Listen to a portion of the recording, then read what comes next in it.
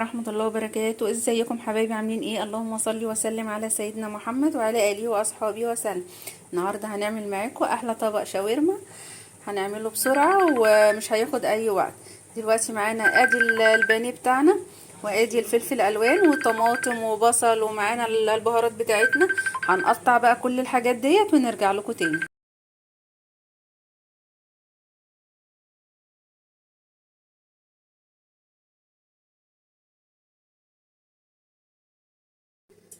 وكده قطعنا كل الحاجات اهيت، الفلفل والبصل والطماطم، وقطعنا الفراخ بتاعتنا.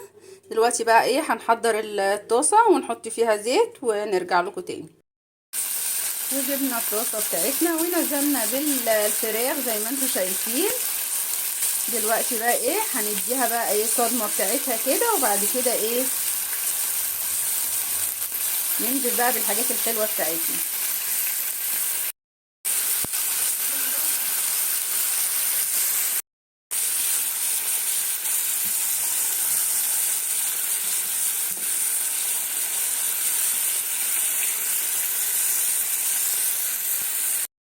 ونزلنا بالبصلة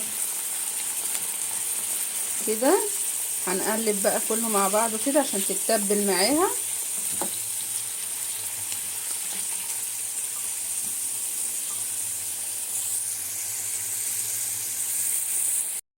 بعد ما اتبلت البصلة معانا بقى هنزل بالفلفل بتاعنا،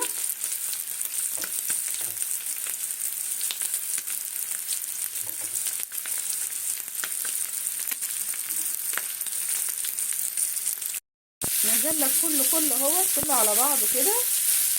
قلب قلب قلب بقى يا الواناتك يا جمالك. وحطينا كمان قرن فلفل كده حامي شويه عشان يخليها سبايسي كده.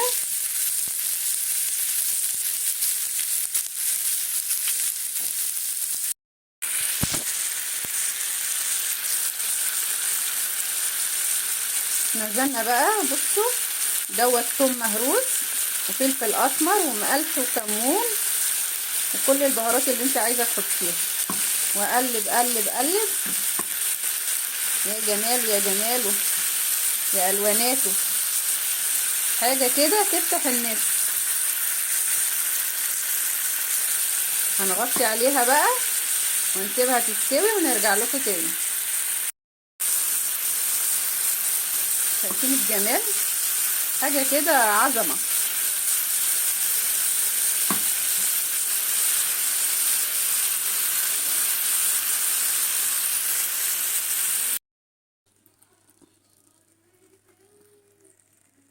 كده الشاورما بتاعتنا خلصت زي ما انتم شايفين، زي الفل زي الفل.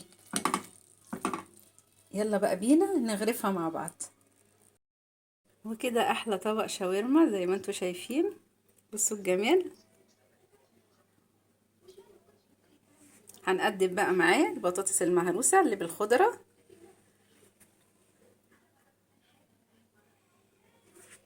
يا رب يكون الفيديو بتاعي عجبكم. ما تنسونيش بقى في اللايك والشير وسبسكرايب، واللي ما شافش قناتي واول مره يشوفها يفعل الجرس عشان يوصلكم مني كل جديد. والسلام عليكم ورحمه الله وبركاته. كان معاكم منوعات مطبخ ايموني.